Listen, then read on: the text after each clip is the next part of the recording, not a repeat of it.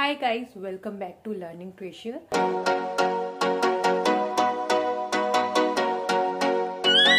जैसा कि मैंने आपको पिछले वीडियो में बताया था, अगर आप बिल्कुल ज़ीरो से बिल्कुल बेसिक से इंग्लिश बोलना सीखना चाहते हैं तो आपका फर्स्ट स्टेप होना चाहिए आपके डे टू डे यूज़ होने वाले वर्ड्स। जो भी आप हिंदी में वर्ड्स बोलते हैं अपनी कन्वर्सेशन में, अपनी बातचीत में, उन वर्ड्स को इंग्लिश में जानने की कोशिश कीजिए। और उन वर्ड्स की इंग्लिश जानने के बाद बेहद ज़रूरी है कि आप उन वर्ड्स को प्रैक्टिस करें रेगुलरली, क्योंकि जब तक आप प्रैक्टिस नहीं करेंगे आप भूल जाएंगे। तो छोटे छोटे सेंटेंसेस उन वर्ड्स के बनाकर देखिए। जैसे एक एक सेंटेंस का एग्जांपल मैंने अपने वर्ड्स में दिया है, वैसे ही छोटे छोटे सेंटेंसेस अपने बनाने की कोशिश कीजिए और उन सेंटेंसेस को यूज कीजिए अपनी डे टू डे लाइफ में। और कोई भी प्रॉब्लम है कमेंट मी, मैं कोशिश करूंगी कि आपकी सभी प्रॉब्लम्स को दूर किया जाए। और आज की भी वीडियो में हम कवर करेंगे वैसे ही कुछ वर्ड्स और उनके सेंटेंसेस, किस तरह से हम उन्हें सेंटेंसेस में यूज कर सकते हैं। तो उन नए वर्ड्स को सीखने के लिए बने रहिएगा इस वीडियो में। चलिए स्टार्ट करते हैं हमारा आज का वीडियो। लास्ट की वीडियो में हमने कवर किया था पेन तक। आज हम स्टार्ट करेंगे फ्यू से। फ्यू का मतलब होता है थोड़ा, ऐसा कुछ जिसे गिना जा सके, थोड़ा या कुछ। I have few pens. Pen को आप गिन सकते हो तो उसके लिए हम यूज़ करेंगे आई हैव फ्यू पेन्स। मेरे पास कुछ पेन हैं, मेरे पास थोड़े पेन हैं। और कुछ चीज़ें ऐसी होती हैं जिन्हें आप गिन नहीं सकते। फॉर एग्ज़ाम्पल, जैसे पानी होता है, दूध होता है, उसे गिन नहीं सकते, फिर भी हम उसे बोलते हैं ना थोड़ा पानी दे दो, थोड़ा दूध दे दो। तो उसके लिए हम फ्यू यूज़ नहीं करेंगे, उसके लिए हम यूज़ करते हैं सम। थोड़ा और कुछ इसका मतलब है जिसे गिना नहीं जा सके। For example, can you give me some water. Can you give me some water इसका मतलब है क्या आप मुझे थोड़ा पानी दे सकते हैं। पानी को अब हम गिन नहीं सकते तो हमने सम यूज़ किया। नेक्स्ट वन है ब्रिंग। ब्रिंग का मतलब है लाना या ले जाना। For example, please bring my phone. Please bring my phone, कृपया मेरा फ़ोन ले आओ। ब्रिंग मतलब लाना। नेक्स्ट वन है बंच। बंच का मतलब होता है गुच्छा। Please pass me bunch of grapes. Please pass me bunch of grapes, कृपया मुझे अंगूरों का गुच्छा पास कीजिए। तो गुच्छे के लिए हमने यूज़ किया बंच। किसी भी चीज़ का गुच्छा हो सकता है, जैसे चाबियों का गुच्छा, bunch of keys. Next one है लोनली। लोनली का मतलब होता है अकेला। He is feeling lonely. He is feeling lonely, वो अकेला महसूस कर रहा है। नेक्स्ट वन है टायर्ड, थका हुआ। I am feeling tired. I am feeling tired, मैं थका हुआ महसूस कर रहा हूँ। अकेला मतलब लोनली और टायर्ड मतलब थका हुआ। नेक्स्ट वन है अर्ली। अर्ली का मतलब होता है जल्दी। I wake up early in the morning, मैं सुबह जल्दी उठता हूँ। I wake up early in the morning, यहाँ वेकअप का मतलब होता है जागना और अर्ली का मतलब है जल्दी। मॉर्निंग का मतलब तो आपको पता ही होगा, सुबह। So I wake up early in the morning. Next one है कीप। कीप का मतलब है रखना। Keep the change. Keep the change का मतलब होता है कि छुट्टे पैसे रख लो। जैसे आप किसी को 100 रुपये देते हैं और 2-3 रुपये आपके बच जाते हैं, आपको वो वापस नहीं चाहिए, तो आप बोल सकते हैं keep the change. Keep the change. Next word है टुवर्ड्स। टुवर्ड्स का मतलब होता है की तरफ। I am going towards market, मैं बाजार की तरफ जा रहा हूँ। I am going towards market. Towards मतलब की तरफ। नेक्स्ट वन है अबाउट। अबाउट का मतलब होता है बारे में, या फिर आप बोल सकते हो के बारे में। I don't know about him, मैं उसके बारे में कुछ नहीं जानता। I don't know. Don't know का मतलब होता है नहीं जानता। अबाउट हिम के बारे में, उसके बारे में। तो अबाउट का मतलब हुआ बारे में। नेक्स्ट वन है बेग। बेग का मतलब होता है मांगना। आई बेग यूर पार्डन, मैं आपसे क्षमा याचना मांगता हूँ। I beg your pardon. Next one है ब्लेम। ब्लेम का मतलब होता है दोष देना। Stop blaming me. Stop blaming me, मुझे दोष देना बंद करो। नेक्स्ट वन है सेंड। सेंड का मतलब होता है भेजना। प्लीज़ सेंड मी मैसेज, मुझे मैसेज भेज दो। प्लीज़ सेंड मी मैसेज, भेजना। गॉर्जियस, गॉर्जियस का मतलब होता है बहुत सुंदर। किसी की तारीफ़ करनी हो, वो सुंदर हो, तो उसके लिए आप कौन सा वर्ड यूज़ कर सकते हैं? Gorgeous. You are gorgeous, you are gorgeous. Next one है परहैप्स। परहैप्स का मतलब होता है शायद। Perhaps I know you, perhaps I know you, शायद मैं तुम्हें जानता हूँ। अब यहाँ पर नो का मतलब क्या है? जानना। परहैप्स आई नो यू और परहैप्स का मतलब शायद। नेक्स्ट वन है रूफ। रूफ का मतलब होता है छत, जो घर के अंदर की तरफ की होती है, ऊपर की छत, उसे हम बोलते हैं रूफ, जो घर के अंदर से दिखाई देती है। Your roof is low, your roof is low, आपकी छत बहुत नीची है। Your roof is low. और जो ऊपर का हिस्सा होता है, ऊपर से आप देखते हैं सीढ़ियाँ चढ़ने के बाद ऊपर जाते हैं, तो उसे हम बोलते हैं टेरेस। टेरेस, टेरेस मतलब छत, घर के ऊपर की छत। Your terrace is spacious, your terrace is spacious. अब यहाँ पर एक नया वर्ड आप सीख सकते हैं, स्पेशियस। स्पेशियस का मतलब होता है खुला, हवादार, बहुत ज़्यादा जगह होती है जहाँ पर, स्पेशियस। नेक्स्ट वन है अगेंस्ट। अगेंस्ट का मतलब होता है विरुद्ध। आप किसी चीज़ के विरुद्ध हैं, उसका साथ नहीं देना चाहते, तो आप बोलेंगे against. I am against the war, मैं युद्ध के खिलाफ हूँ, विरुद्ध हूँ। I am against the war. Next one है लूज़। लूज़ का मतलब होता है ढीला, जैसे कपड़े ढीले होते हैं, ढीला ढाला। So my new dress is very loose, मेरी नई ड्रेस बहुत ज़्यादा लूज़ है, ढीला है। नेक्स्ट वन है दिस, लूज़। अगर आप देखेंगे ये दोनों की प्रोनाउंसिएशन सेम है, लेकिन स्पेलिंग का फ़र्क है। ये LOOS है और ये LOS है। इस लूज़ का मतलब होता है खोना, कुछ गुम हो जाना। और यहाँ पर एक एग्जांपल है, I lost my bag. Lose की सेकंड फॉर्म होती है एक, जिसका हम पास्ट की कुछ बात करने के लिए यूज़ करते हैं, लॉस्ट।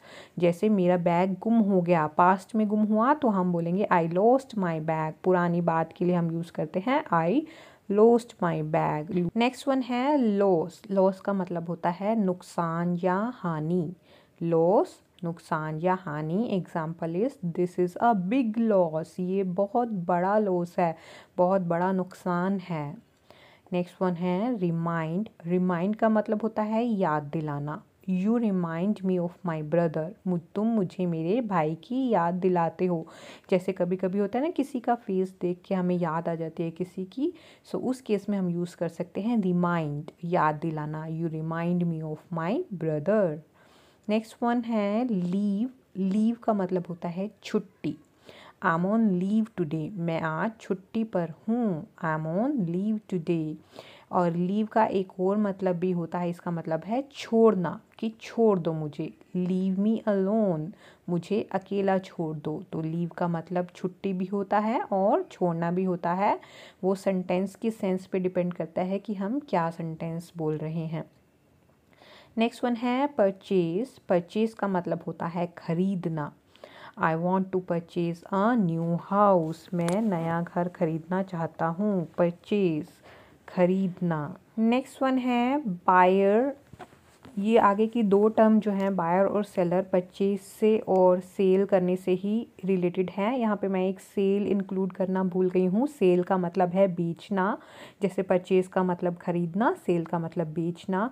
और अब बायर कौन होता है? बायर खरीदने वाला, जो खरीद रहा है। He is a buyer of my property, वो मेरी प्रॉपर्टी खरीद रहा है, तो वो हुआ बायर। और नेक्स्ट वन होता है सेलर। सेलर कौन होता है? बेचने वाला, मैं बेच रहा हूँ, आई एम द सेलर। तो रिलेटेड हैं सभी, sale, purchase, buyer and seller.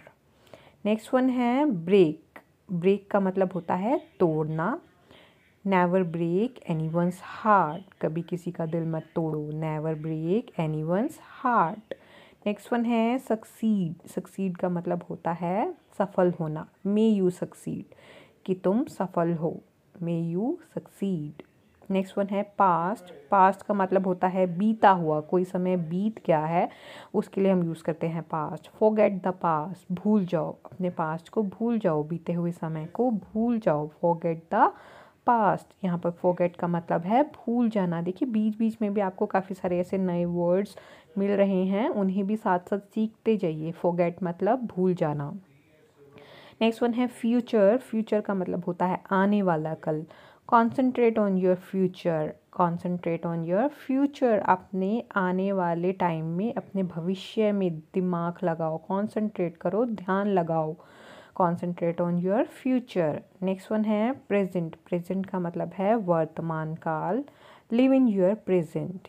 Live in your present. यहाँ लिव का मतलब होता है जियो, जीने से होता है, और प्रेजेंट मतलब अपने वर्तमान काल के समय में जियो। Live in your present.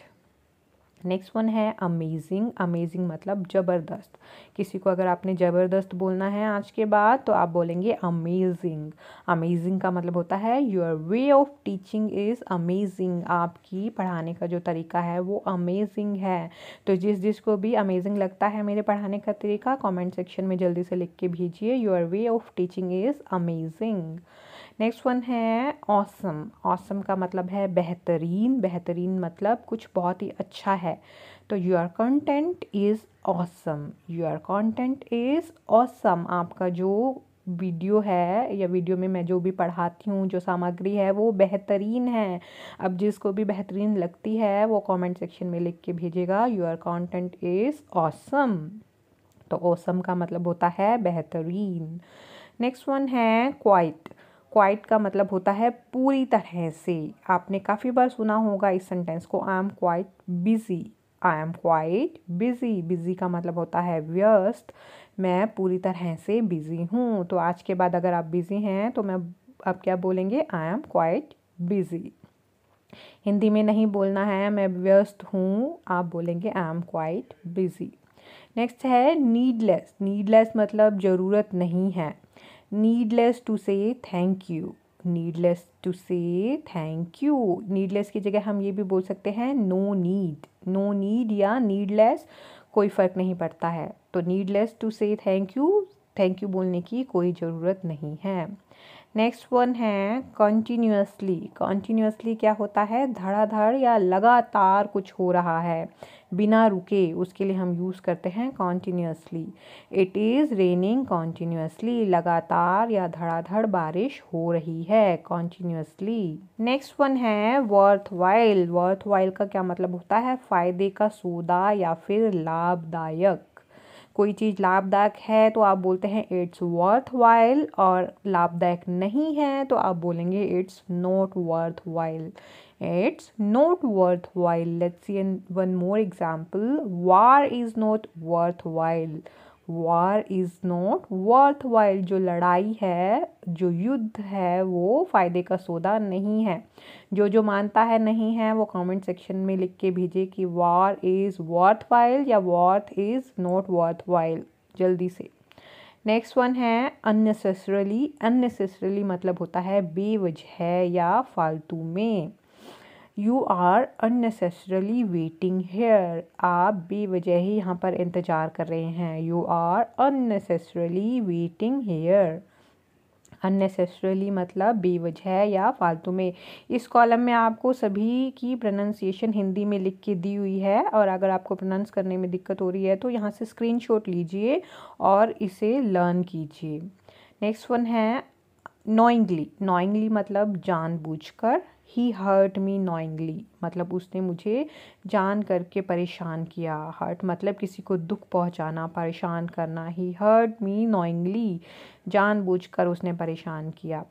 Next one है अननोइंगली। अब नोइंगली का ऑपोजिट मतलब उल्टा वर्ड क्या होगा, अननोइंगली। अननोइंगली मतलब अनजाने में, जो मैंने जानबूझकर नहीं किया उसे मैंने अनजाने में किया। तो ही हर्ट मी अननोइंगली, तो उसने जानबूझकर नहीं अनजाने में मुझे दुख पहुंचाया।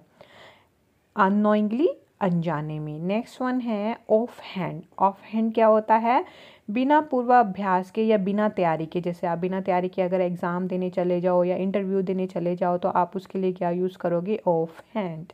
I went for interview of hand. मैं बिना इंटरव्यू के बिना तैयारी के इंटरव्यू देने चला गया। नेक्स्ट वन है साइमल्टेनियसली। साइमल्टेनियसली का मतलब क्या होता है कि जब आप एक ही समय पे दो काम कर रहे हो तो उसके लिए हम यूज़ करते हैं साइमल्टेनियसली। एग्जाम्पल से आपको ज़्यादा समझ आएगा। I am eating food and watching video simultaneously. अगर आप अब खाना खा रहे हैं साथ में वीडियो भी देख रहे हैं, दोनों काम इकट्ठे हो रहे हैं, तो उसके लिए हम वर्ड का यूज़ करते हैं साइमल्टेनियसली। साइमल्टेनियसली अगर आप राइटिंग कर रहे हैं, वीडियो देखते देखते इन सेंटेंसेस को लिख रहे हैं, I am writing and watching video simultaneously. Okay, तो साइमल्टेनियसली होता है मतलब आप दो काम एक ही समय पर एक साथ कर रहे हैं। तो ये थे हमारे आज के वर्ड्स। इस तरह से हम रेगुलरली वर्ड्स को कवर करते जाएंगे, बिकॉज काफ़ी सारे लोग ऐसे हैं जिन्होंने बिल्कुल ज़ीरो से इंग्लिश बोलना स्टार्ट किया है। तो अगर आप इंग्लिश बोलना चाहते हैं तो इन वर्ड्स को सीखना देखिए बहुत ज़रूरी है। जब तक वर्ड्स नहीं होंगे नहीं बोल पाएंगे। तो इन वर्ड्स की प्लीज़ प्रैक्टिस कीजिए अपने एंड पे। अगर कहीं पे भी कोई डाउट है तो कमेंट सेक्शन में आप पूछ सकते हैं। और मिलते हैं हमारे नेक्स्ट वीडियो में। तब तक के लिए please please please keep talking in English and keep practising.